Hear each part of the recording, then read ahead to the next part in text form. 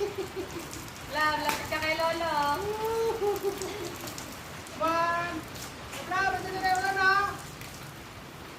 Dito. Dito.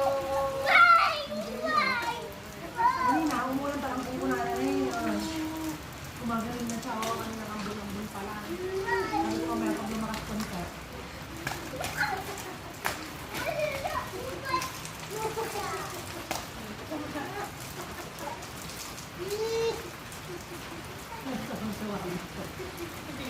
Sabi nga nakita niya nilabas niya yan. Then paparibot nila yung aso.